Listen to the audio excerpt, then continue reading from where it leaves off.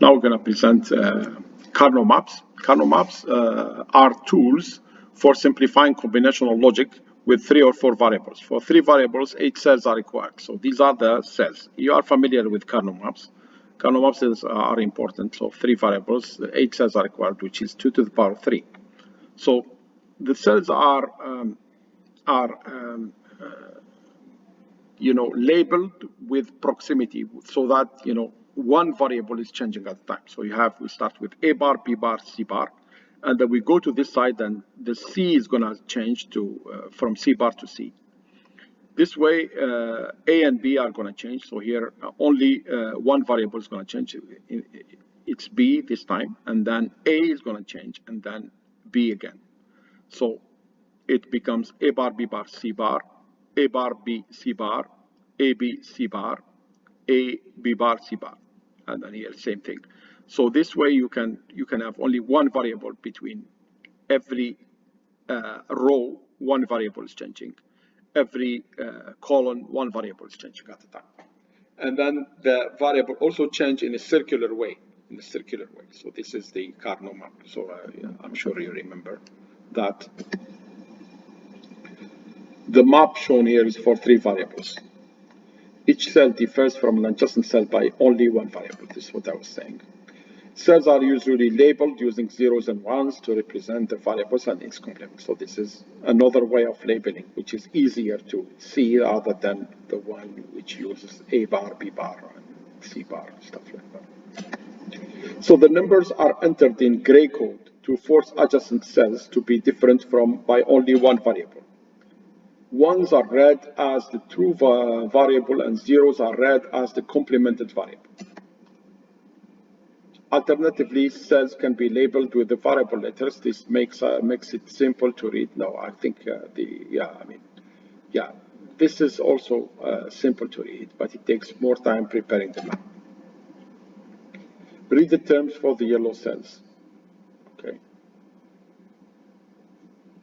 So the terms for the yellow cells are A bar, B, C bar, and A, B bar, C.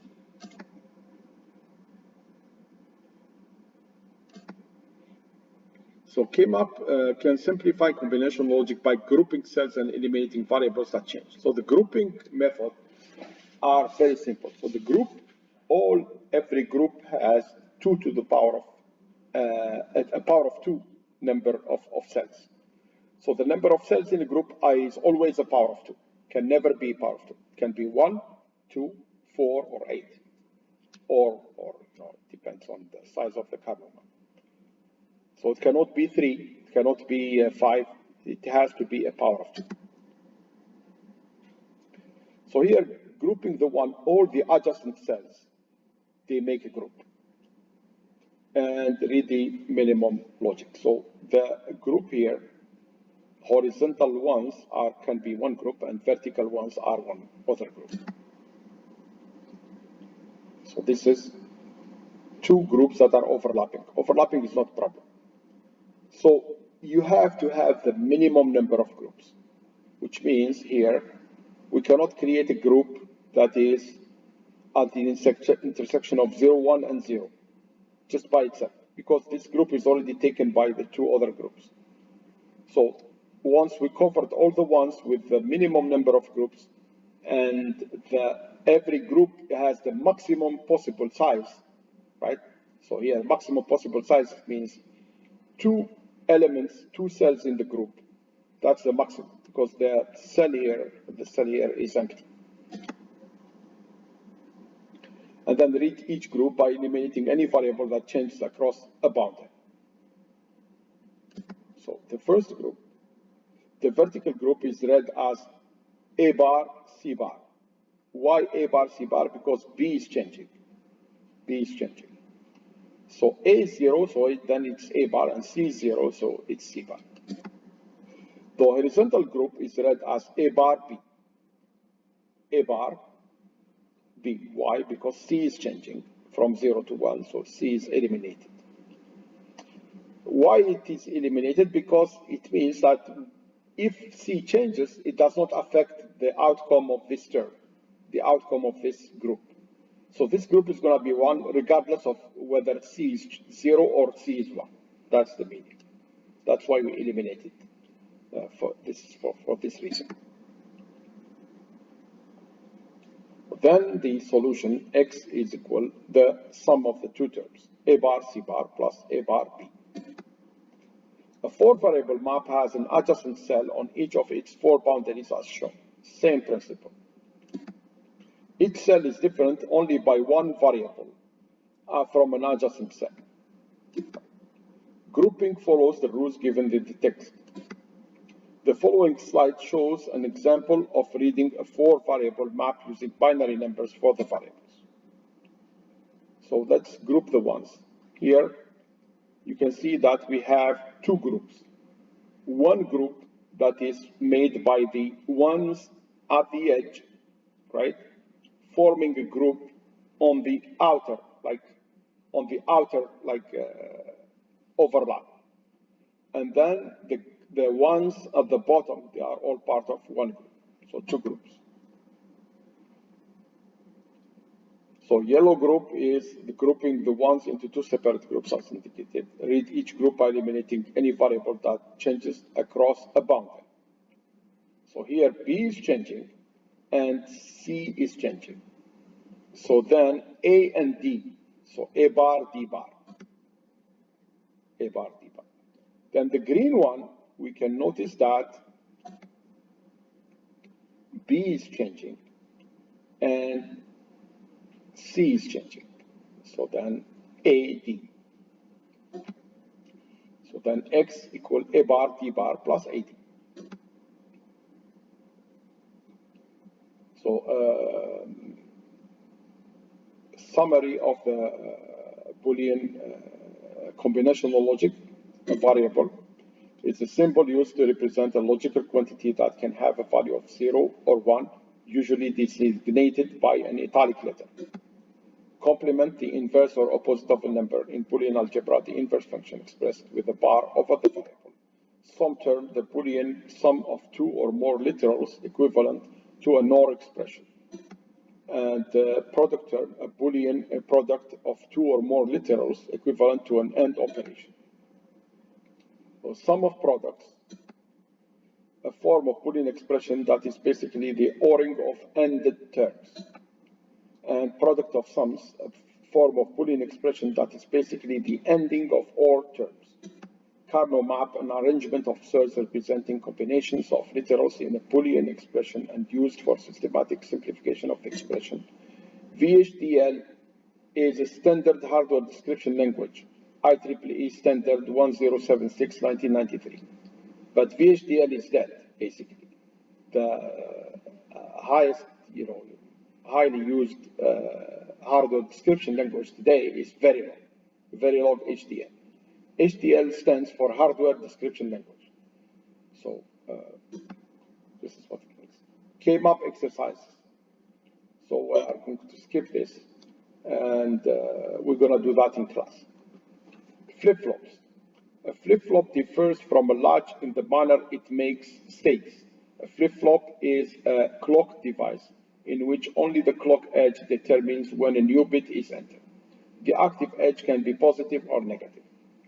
So this is a negative edge, and this is a positive edge. So the truth table for a positive edge triggered D flip-flop shows up an up arrow to remind you that it is sensitive to its D input only on the rising edge of the clock. Otherwise, it is latched.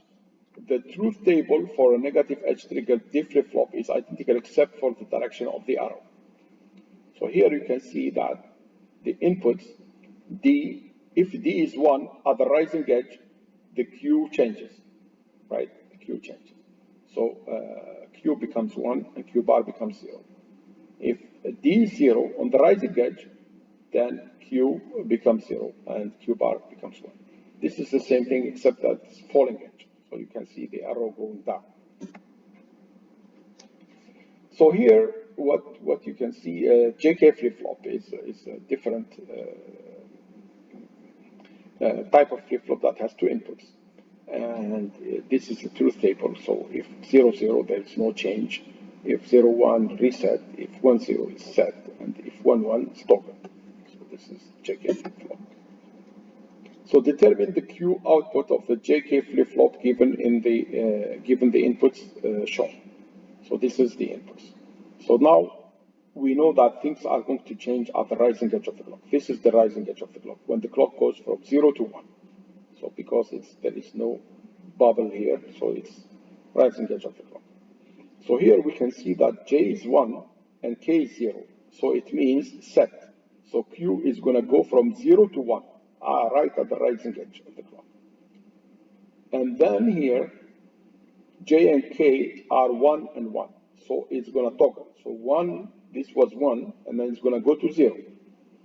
Next, J is 1, K is 0. It's going to go to 1 again.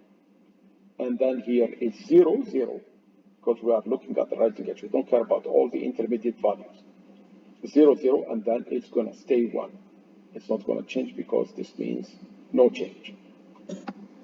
And this is the solution. So set from 0 to 1, and then toggle, go to 0, and then set again, and then continue, batch. A D flip-flop does not have a toggle mode like the JK flip-flop, but you can hardwire a toggle mode by connecting Q bar back to D as shown. This is useful in some counters. So you are doing automatic toggle, like permanent toggle. This is toggling all the time. This is toggling all the time. So D flip-flop hardwired for a toggle. For example, if Q is low, Q bar is high, and the flip-flop will toggle on the next clock edge.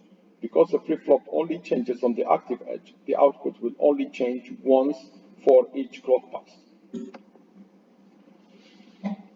Synchronous inputs are transferred in the triggering edge of the clock. For example, the D or JK inputs. Most flip-flops have other inputs that are asynchronous, meaning they affect the output independent of the clock. Like in this example, you have pre and CLR. So pre-bar and CLR bar. Pre is going to set the flip-flop in an asynchronous way, regardless of the clock. And clear is going to reset the flip-flop regardless of the clock. And they take priority. They have highest priority. So two such inputs are normally labeled preset and clear. These inputs are usually active low. A JK flip-flop with active low preset and clear is shown. So here, determine the Q output of the JK flip-flop given in the inputs shown. So here, J is 1, K is 0, pre is 1. 1 means inactive in pre-charge because this is active low. This has a bar. And same thing goes to clear. So it means here, nothing is happening on these inputs, but things are happening at the rising edge of the clock, which means here it goes to 1. So set. Next thing, toggle. But here you are toggling, you go to 0. And then when you reach preset, then you're gonna go back to 1. Why? Because you are forcing. This is low pulse on pre. The low pulse is gonna force 1 here.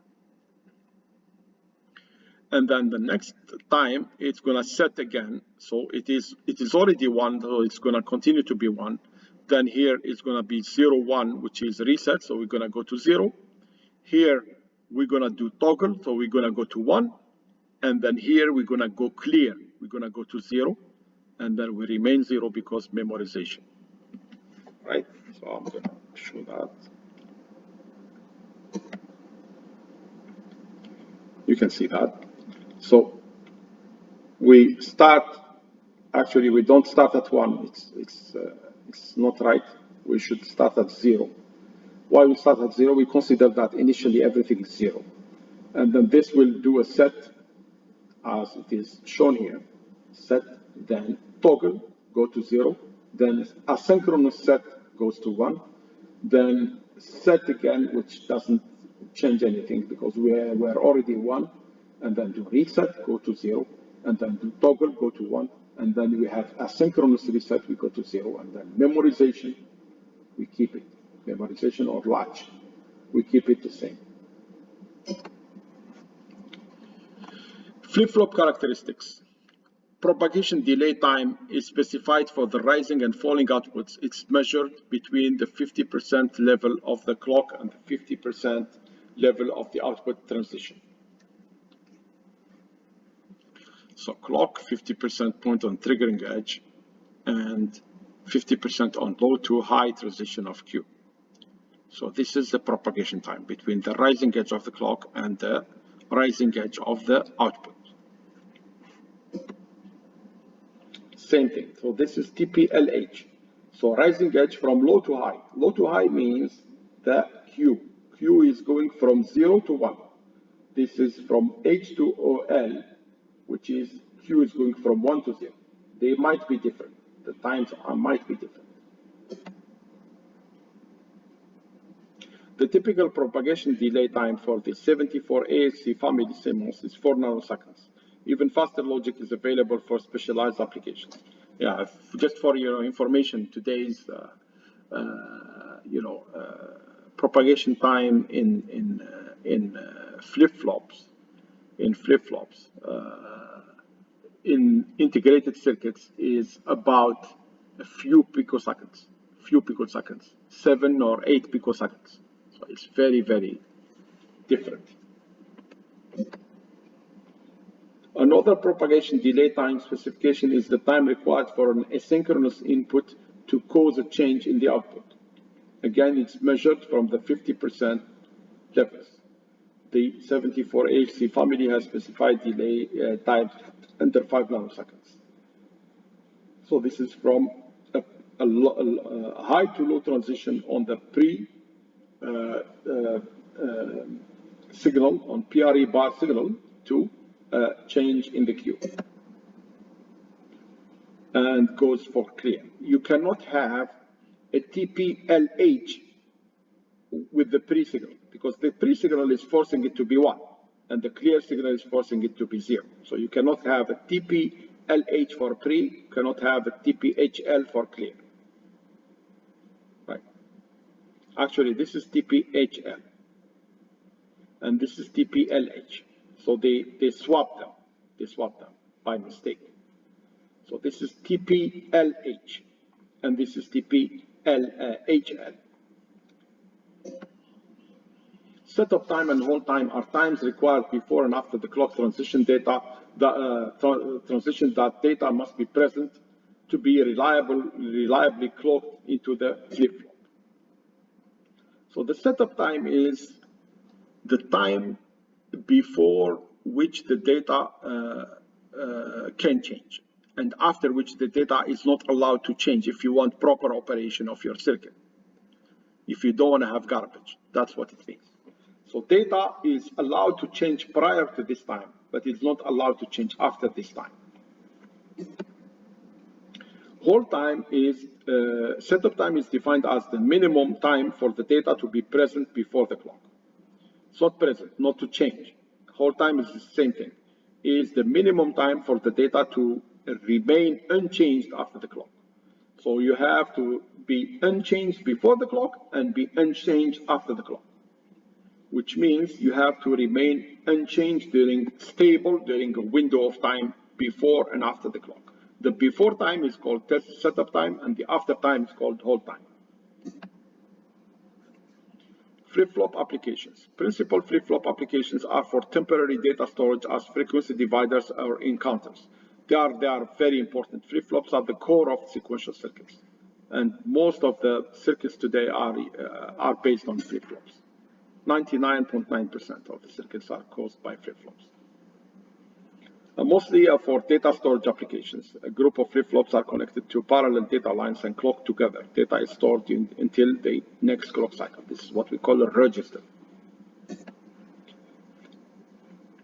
Frequency division. Frequency division is the simplest way to use flip-flops connected in toggle mode. So this is an asynchronous counter, where the output of the flip-flop is driving the clock of the next flip-flop. One flip-flop will divide Fn by 2 and 2 flip-flops will divide Fin by 4, and so on. A side benefit of frequency division is that the output has an exact 50% duty cycle. So this is the waveform that we obtain. Divide by 2 and divide by 4. All right, this will end our presentation about Karnaugh maps and flip-flops. Thank you very much.